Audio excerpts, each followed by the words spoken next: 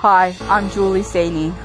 I'm the CEO of Advocacy Beyond Borders, at a global organisation supporting patient organisation groups all over the world.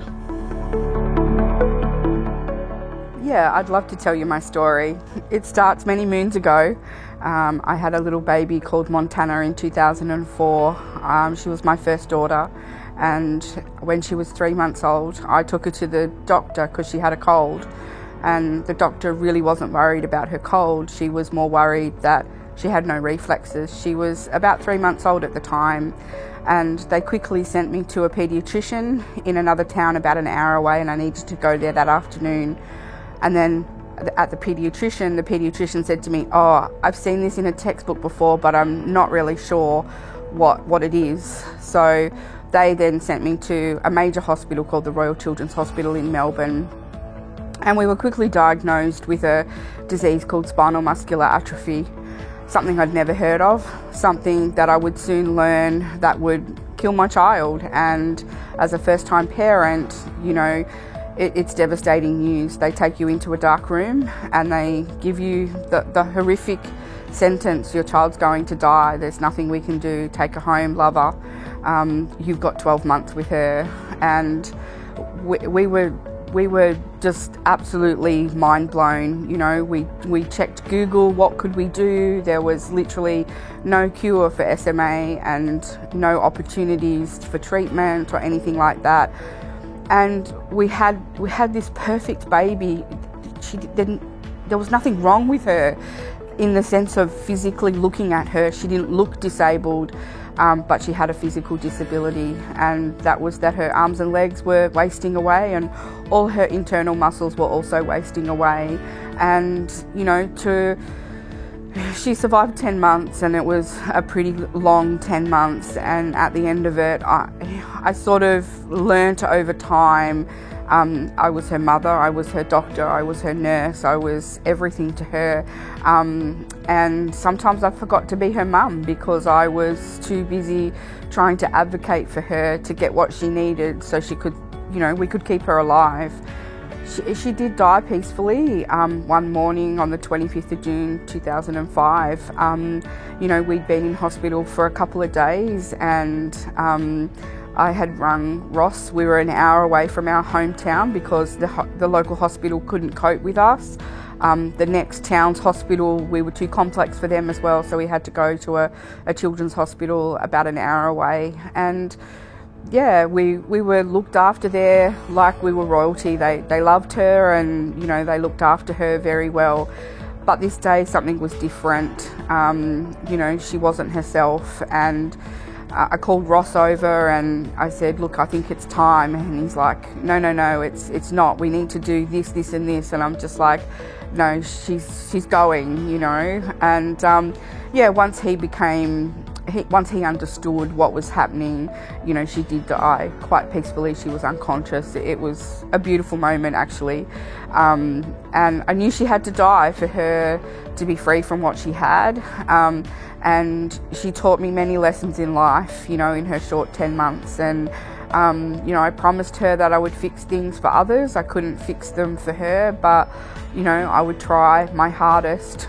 We had decided not long before she had died that we would start an association because there was no association here in Australia. And we had toyed with the Montana Brownlaw Foundation, but who knew who Montana Brownlaw was and what she had? So we had to call it something collective for everybody past, present and coming in the future. So we called it Spinal Muscular Atrophy Association of Australia, or SMA Australia. And we started connecting with, mums and dads in Australia, and got a really good community going. It was all going well. I got pregnant again in the 2006, and SMA is genetic. You have a 1 in 4 chance every time you get pregnant. So we spoke about it. He said, "Jewel, it can't happen to us twice. We're not that unlucky." And I could have went for genetic testing, and we decided against that. We decided whatever came our way was what we were meant to have. So yeah, when I was 13 weeks pregnant, he was coming home one afternoon, and he was turning into our driveway and he was hit by a truck. He was killed instantly. I was 13 weeks pregnant. I called the emergency services, everything. It was the most horrific thing I've ever seen. I saw him lying on the road. I couldn't get to him. They wouldn't allow me to get to him. And I'm just like, what the hell has just happened? You know, like, why have you left me with, you know, what you've, like, we owned a farm. We had a sheep farm. You've left me with pregnant sheep. And I was just, in hindsight, it was just crazy. But I always said that Montana needed him more than I did, and he had a really big struggle after she died that, you know, he missed her so much. So she needed him more than I did, and he got called home. So I went on to have my second daughter. I knew the complications. Montana had a really long laboured birth, 3 days worth. So I opted for a cesarean for Zali. I got to pick her birthday, which was actually the 13th of December, which was my grandmother's birthday. And I'm just like, oh, I'm going to have, you know, a beautiful baby to grow up and remember. And, you know, I knew the risks. The doctors came just after Christmas. They gave me Christmas with her. And when a doctor does a house call, you know there's something wrong. The midwife was there, and as soon as they came into the room, they took Zali from me and said, sit down. And I'm just like, what is it, you know? And they said, she's got it as well. And I'm just like, what on earth have I done in this world to, you know, have this happen to me? And they're like, you know the drill, Jewel, you know, it's 12 months. You've got 12 months with her. And her journey was a lot different to Montana. She was a lot less severe. With SMA, you have different, you have different types of SMA, but you have different strengths of SMA as well. So we always said that Montana was like a 1.0 and Zali was a 1.8 or a 1.9, because she didn't need any breathing equipment, she didn't need any cough assist machines. You know, she was totally different. So her journey was, yeah, it was beautiful. We did lots of things with her that I didn't get to do with Montana. We had a carer that came and play with her, and we would build different scenarios. We had a high tea one afternoon to try and give her experiences on this earth that she wouldn't have necessarily got in her life. So we made things fun, and unfortunately her first illness was her last illness, and she died on Christmas Day 2007. So I lost the whole three of them in 2.5 years. But I guess I want people to see what you can do out of what happens to you. Yeah, this is pretty horrific, pretty tragic, but I had two ways to go forward. I had the way of sitting in a white room or a chair doing nothing for the rest of my life, but my kids meant something to me. They meant everything to me. They were my world. They still are my world. They might not be on this earth, but I love them dearly, and I get to remember them every single day. And I can't wait for the day that I get to see them again and, you know, be able to tell them that I fixed the disease in Australia for them. Yeah, I started Advocacy Beyond Borders because I wanted to, I was given an opportunity. A seed was planted in my mind that there was something bigger than my work in Australia. And over the last 18 years, I've campaigned, I've advocated, I've spoken to many people many times over to change the way that people see SMA in Australia, and I've basically fixed the disease over there. I've got 3 high-cost treatments across the line. I've got a national newborn screening program and a genetic screening program, and literally no matter what stage of SMA you're at, whether you're pre-conception, if you get missed there, you're going to be picked up at birth and you're going to be offered one of not one, but 3 treatments. And as little as a couple of years ago, that was not an option in our community.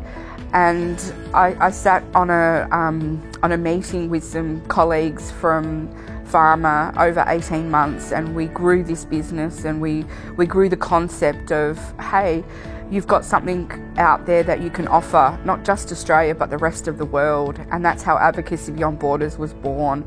I now have an opportunity to, use my expertise and give my knowledge to those who need it, so that they can have a quicker pathway to, get the things that they need, like treatments, like newborn screening, like genetic screening. I happened to be the test case, and yeah, it was hard. It was 5 years worth of hard work, but I got it. And now don't tell other countries to reinvent the wheel. Let's partner and do this together, so that, we can save many more lives. And that's what this is about. The end goal here is having it so a parent doesn't lose their child, because that's horrific. You should never have to bury your child. So we want to make sure that, these countries are fully supported, have been versed and educated in the tools and the things that they need to be able to get out there and replicate what I've done in Australia. So SMA, or spinal muscular atrophy, is a rare genetic muscle wasting disease. So it wastes away all your external muscles, like your arms and legs, but it also wastes away all your internal muscles, like your coughing, your breathing and your swallowing. And the earlier you are diagnosed, the worse off you are. And it affects your motor neurons, so it's not an intellectual disability, it's a physical disability. We've all heard of motor neurone disease. It's like the childhood version of motor neurone disease, and your muscles just waste away. And if you don't use your muscles, you lose your muscles, and they atrophy. That's what wastage is. And they slowly just get weaker and weaker, and your immune system just can't keep coming back from illness and, being battered by different things that it happens to it. And usually if you have type 1 SMA, historically you were dead within the first 12 months of life. Sometimes it could be up to 2 years, but it was pretty quick, and most of the kids died, under 10 months of age. Type 2 is a little bit different. They're diagnosed between 6 and 18 months, and they last into, teenagers. And then there's type 3 that go up into adulthood. But clearly that's all changed now, because we have, access to 3 treatments, and we're now seeing new generation SMA where, we've got kids that are walking. I get to go to classrooms and I can see kids that I don't even know that have SMA, because you can't tell them apart from anyone else. They're not in a wheelchair. They don't look any different. They're playing with their peers. So, that's pretty fantastic. SMA is genetic. Both parents must carry the gene for you to pass it on to your child. And every time you get pregnant, you have a 1 in 4 chance of having a child with SMA. Usually if you have a type 1 child, you'll always have a type 1 child, like myself. If type 2, you'll have a type 2 child. And the severity is dependent on the amount of backup copies. So we lose what's called a survival motor neurone gene, but you have a survival motor neurone gene 2, or SMN2. And determined of those backup copies is how weak or severe you are. If you have a lower number, you're much more severe. If you have a higher number, you're much less weaker. So 1 in 40 people around the world are carriers for SMA. So it's a high number, but you've got to match up with that other 1 in 40, and that's the lottery. That's the Russian roulette that you play, that we all play every day. So, hopefully moving forward, we can get people screened before they start their reproductive life with their partner to see whether they are a carrier, and then they can make some informed choices to, do we go naturally or do we have IVF? And that's starting to happen in Australia now, so that's pretty fantastic. And then, of course, newborn screening will be really poignant moving forward, because with all of the treatments, the earlier they're given, the better off chance that they have of survival, and the better chance that they have of living a normal, healthy life. because your motor neurons are wasting away as soon as you are born. So we need to stop that by having medication. So newborn screening is super important to be able to make sure that kids have the best quality of life throughout their whole life.